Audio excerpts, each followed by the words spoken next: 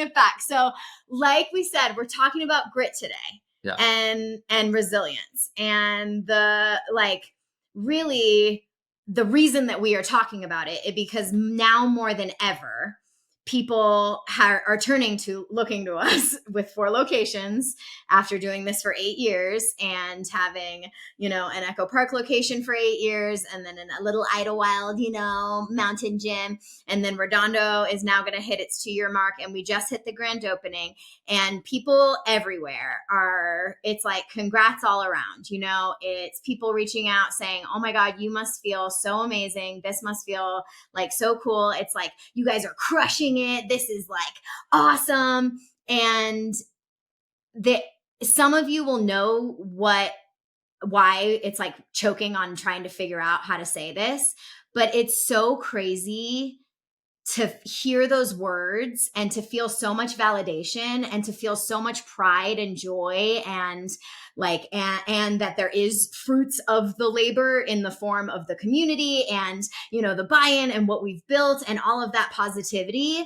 And it's so hard to hear the congratulations, you guys are crushing it, and know that we are $2 million in debt, that we were a year behind, that we lose, that we are net negative, losing lots of money every month on, just overextending ourselves over the, in the past few years. Because for us, we went from Echo Park was really hard, and we got through it, right? So we were like, oh, now we know the recipe. Like, we can do hard things. Like, let's just keep beating our heads through walls. And Echo Park or Idlewild happened relatively organically and was obviously a much smaller operation. It's like, a tiny little thing. But then we got to the point that we got a little cocky, got a little excited after the pandemic, having made it through after that. Like, we can do hard things. So we thought that, we could take over Redondo and turn that around in an instant, and that we could be looking for a huge big picture project like Palm Springs and be pouring, a ton of investment into, trying to build that out. And now, a couple years into this, so Redondo will be 2 years, and we've been looking for Palm Springs since Redondo. So we always knew, even in taking over Redondo, that Palm Springs was inevitably going to happen. So we knew that we were signing up for probably the hardest season of our entire lives. Like, I remember when we decided to do Redondo, we were like, oh, this could be amazing, but also, wow, this is definitely a gamble. Like, this is us doing hard things compounded, And so I always like to take out these moments, like when, like the grand opening, having Chamber of Commerce and thousands of people and all of that, and being like featured and and all those moments to like count our wins and remind ourselves that really the win for us right now, since we can't count it in our pocketbooks and we still have we haven't paid ourselves how many times over the course of this year, so that like we can make sure everything else gets paid, like the win for us really is that we are the most resilient people, and we are training the most resilient community and, and pack. And that is the key to results. Like, Piet has said this multiple times in the past couple weeks in different meetings, but like Piet was like, I don't know what else I can do, but just outlast them. I will just be the last man standing. Like, what do you say about that? Where you're like, you may have not always been like the best fighter in the world, the best technical fighter, but like, you're always going to be the last man standing in the ring because you just have that thing in you that is not going to give up. And so that's why we decided to do this episode, is because it's, so it's that like cognitive dissonance of like exciting stuff is happening, but it's so hard to get through the day to day and the week to week, and to know that like every 2 weeks payroll comes and we can't pay it and have to figure out how we are making it happen, and knowing that, we dug this ourselves, that this is exactly what we signed up for, and that we have to then have a strategy then to do it, to be relentlessly positive, to do the thing and not let it just swallow us up all up. Yeah, I think there's two things with that. One is just the responsibility of it. Like, it's our responsibility. We took on that responsibility. Yes, it's not our fault that contractors are lazy and piss off all the time. And it's maybe not all of them, but we had some terrible experiences. So not all, and most, some have been great. So don't think it's you, but you know it's you if it's you. They're not listening to this. And then you know, it's not our fault that the city takes so damn long to do the most simple thing. But you know, we know that's the process. You know, you have to take that on board and take that responsibility. So taking responsibility for our actions is part of it. Like, no one brought it on by ourselves. Like, we chose to grow. And then the other part of it, for me, is, you know, some people, some companies, you know, they're coming in with like venture capitalist money. They're like, you know, that they have huge backing, and it's just like, you know, just they can do whatever they want. You know, it's small. We're just a small little family here. So we're doing it kind of, you know, obviously we have taken investment, but it's been, you know, from people that we know, and it's been very local and very minimal.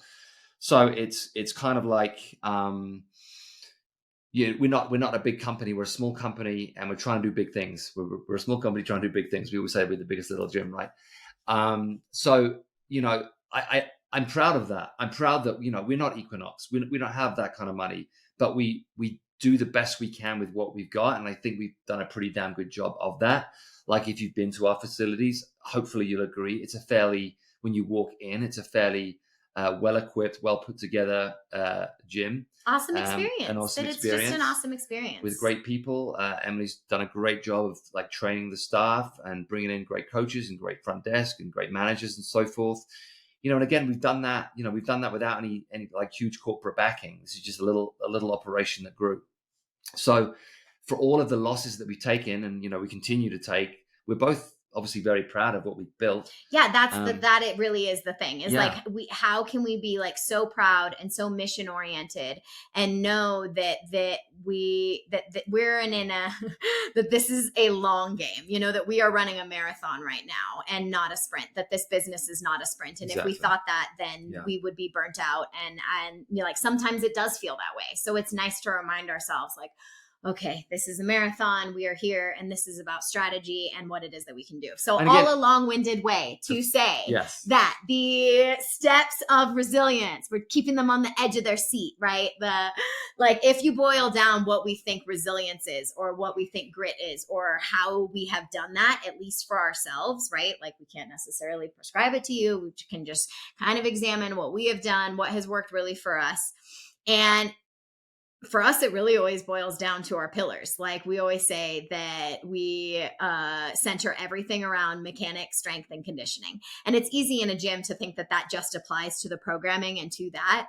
But for us, it really applies to the foundation at which we are building our organization too, and ourselves. So in the mechanics category, it's like, you know, step number one for becoming resilient is to build your environment, right?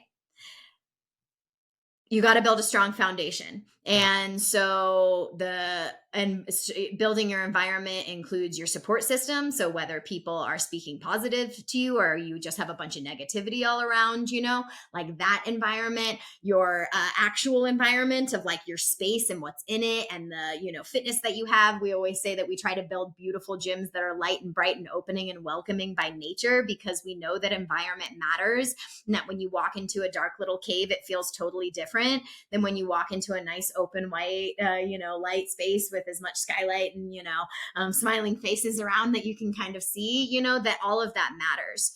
So really for us, it's been building a strong environment as humanly possible. And I think one of the first steps for us was actually moving to the mountains. Like, we literally picked up our environment because we knew that we were having kids. We have two.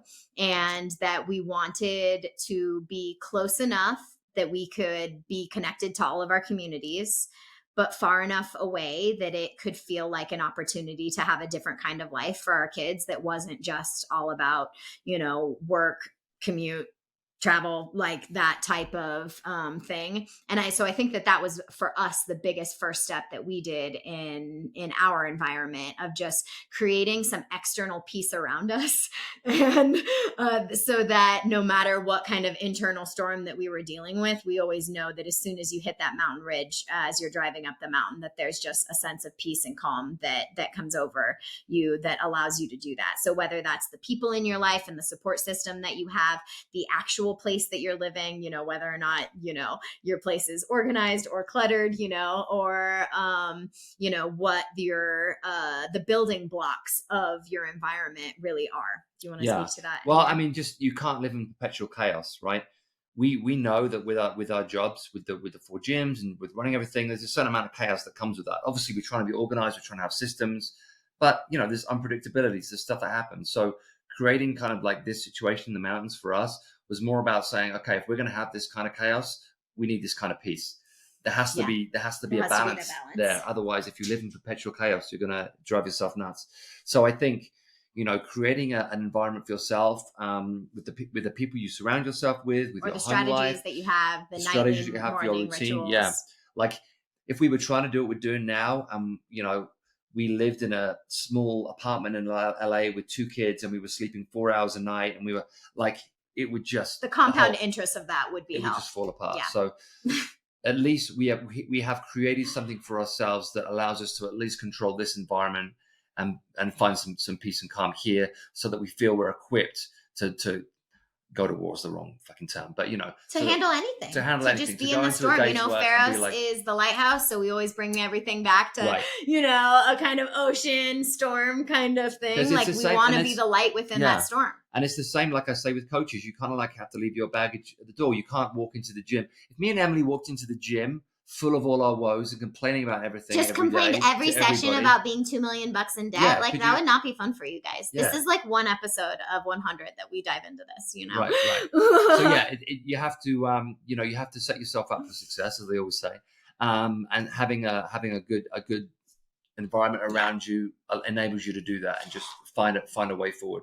Your actual environment, your support system, and then your internal environment of, I always say, like, my brand is just relentless positivity despite all odds. And I say that to myself always, even if I don't always feel it, because I know that, one, as a leader, that's my responsibility. That's like what people require of me, is to be a problem solver, not to come in with the woes, but to examine those problems with a solution oriented mind. So I have to be relentlessly positive that there is hope for, growth and change and, movement in that way. So relentlessly positive, positive support system. And then we have many, many episodes on this, so we won't dive in too much, but then always going back to your non-negotiables. Like, what do you do no matter what? That's your environment. That's the thing that you've trained yourself to do. So if you are the kind of person that moves daily, or always chooses protein first, or always makes their bed in the morning, or always, cleans out the car before they, or forces the kid to grab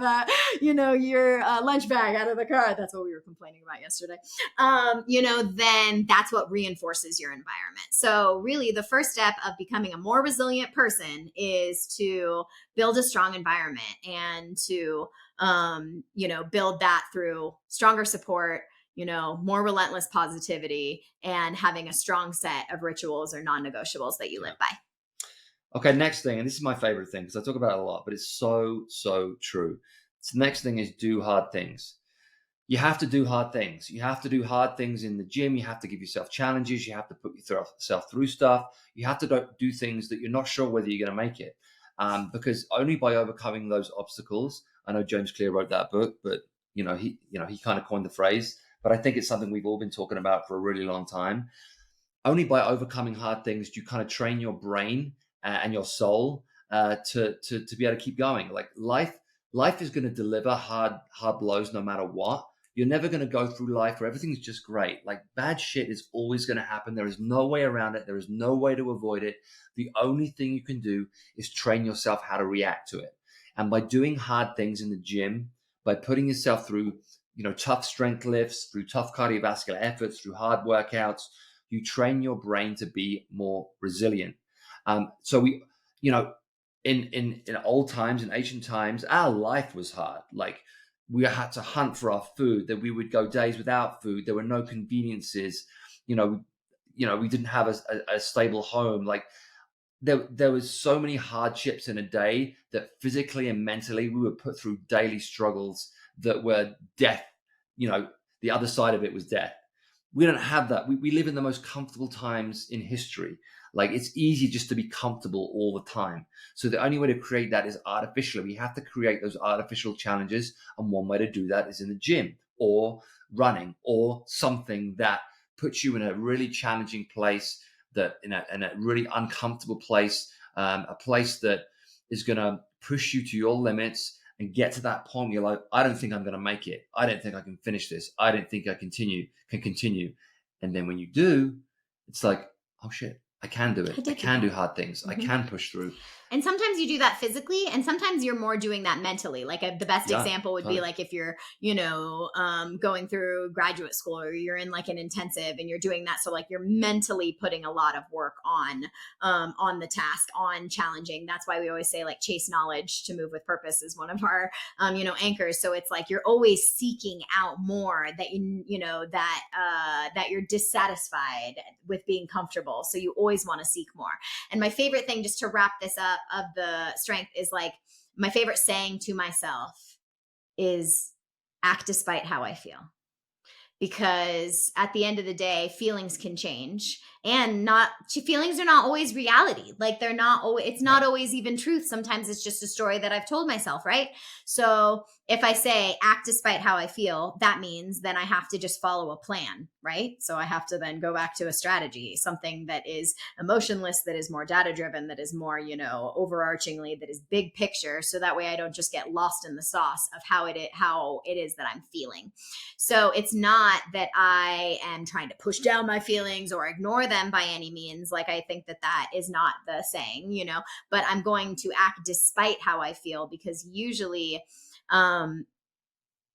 action makes it better. Finances are one of the things I stress out the most. And let me tell you, when I get through all of my expenses in QuickBooks, I feel fucking better. Like I don't feel worse, even though the state hasn't exactly changed. But I feel better that there is at least awareness and a sense of control and a sense of ownership around it, and not shying away from the hard things, but going into the storm, not running away, because the storm's going to catch you anyway. So don't run away. And there's also perspective. It's like, okay, this is bad, but what's the worst thing that can happen? Oh yeah, I love that. What's the worst case scenario? And you can get really tricky in your brain there, so be careful. But it is kind of fun, because usually you realize that the worst case scenario really isn't that bad, or that in the process of figuring out the worst case scenario, you actually come up with a solution that prevents you from the worst case scenario, because you want to save yourself. That's survival. Like you want to find the way to be to survive. All right, and then the third thing, Pieter, the third thing that creates resilience in people. Live out your purpose with pleasure. Live out your purpose, right? Move with purpose. That's an anchor of ours, but we say live out your purpose with pleasure. Live out your purpose is like have a strong why, like if you have a strong why, if you have a big picture goal, then you can get through anything.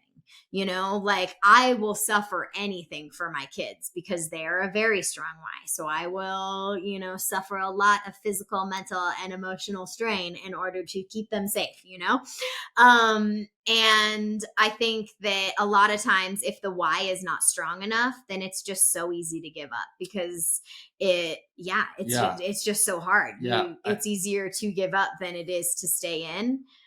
So making it hard on yourself to give up by having such a strong why and living out that purpose with, a relentless positivity is really what it takes. Let me tell you, purpose is the best drug you'll ever take. Like we talk about energy a lot. Oh, did you have enough energy from food? Nothing will give you more energy than purpose. If you wake up in the morning and you have a really strong purpose, then it's the most powerful thing. Oh yeah, if someone's chasing you, like you're gonna run. You know what I mean? Like if the why is strong enough, nothing motivates you stronger than purpose, like quite literally that. So if you can wake up every day and create that sense of drive, that's what we're talking about, within yourself for the shit that you're trying to do. Yeah, and we're all trying to get to that space where it's like, this is exactly who I'm meant to be. This is exactly what I'm meant to be doing. And this is exactly where I want to be going. If you have all those three things lined up, my God, you're going to have a good day. Now, those days are rare. They don't come around too often. Even if we have like an overarching sense of purpose, which we obviously do, like sometimes, you're caught up in so many different things. It's hard to know which way to turn first. But the days when you wake up and you're like, this is exactly what I'm meant to be doing today. Those are the best days. Totally. Yeah, we are driven, like, as humans, by purpose and pleasure, right? Like, we want to make an impact and mark our stamp on the world, and we move towards things that give us pleasure, and we move away from things that provide pain. So, well, do we? Sometimes they can provide more pleasure. You're right. But the idea is, if you can kind of center yourself towards, okay, what is my purpose and what gives me pleasure? And what am I willing to then suffer for this big picture purpose and pleasure? That is why we stay in the game. That is why, despite all odds, we keep moving forward. And yeah, that we have like just a really big picture why of what we are trying to build through the community of Pharos Athletic Club and the impact that it has had in Echo Park and Idlewild, Redondo, Palm Springs. We're going to stop there for a while. Don't worry, guys. We're going to stop there for a while so we can, systemize it out and make sure that, the train stays on the tracks, and that resilience, that we can see, that everyone can experience. When we say congrats, we can all celebrate those wins together. What was the brilliant thing you said the other day? I can't wait to feel like other people think I feel, or something like that. That was a hard, it's like you get home after, a very long day. And I said, I just can't wait to feel like how other people think that I should feel, or something. Something like that. Yeah. Either way. It's not always easy. I know you feel that way too. That's why we wanted to do this, because life is hard. Everyone has their own challenges. You could plug in all of the things that we're talking about and sub it to all the things that you are currently probably going through. And we are, having very mirrored journeys, I'm sure. So, I'll finish on a funny little story. I was in a coffee shop the other day, and it was a bad day. Things had gone wrong. And the guy said to me, it's so funny, because a lot of people look at your life and your family and your kids and your businesses, and they think you have this perfect life. I'm like, dude, if you only knew the daily stresses that we go through. So it's it's so easy to look at other people's life, through Instagram or through social media, or just through your interactions, and think, God, I wish I had a life like them, or, they've got it so easy, or, you kind of you think that other people have it so much easier than you. And it's easy. That the grass is always greener. It's so easy to get into that mindset and feel bitter about it or pissed about it. But the reality is everybody is going through something. Everybody is going through something. Especially everybody now. goes It's a hard time. Especially now. It's a hard time. It's a hard time. Relentless positivity is really what will get us through. Yeah. And so if you caught anything from today, our recipe for resilience really is building taking time to build your environment, to commit to doing hard things, and to live out your life with purpose and pleasure. And, through that, we will all make it through despite all odds. Boom. If anybody's got $2 million, just give me a shout. Just kidding. All right, guys, that's it for today. Thanks so much for tuning in. Come and check out the gyms. Palm Springs is now open fully. Awesome facility. It's incredible. Come check it out. Echo Park, 1316 Glendale Boulevard, our original baby. Awesome. Redondo Beach. It's summer. Let's get to the beach. Let's go to Redondo. Let's go to Bolt afterwards. Let's grab coffee. And that's a perfect segue to get our Pac Travel Guide, which in the show notes. Get the Pac Travel Guide. So whether you are going from beach to mountain to desert to city, Pac Travel Guide's got you covered. Yeah, and I didn't mention Idlewild. So obviously Idlewild, great little mountain gym. Come up to the cool fresh air up here. Beautiful little coffee shops, restaurants. We love the community up here. Come check it out. We'd love to see you. Obviously, guests are welcome at our gym, and it's just a fun old time. Yeah. Very good. All right, you guys. We'll see you in the gym. Take care.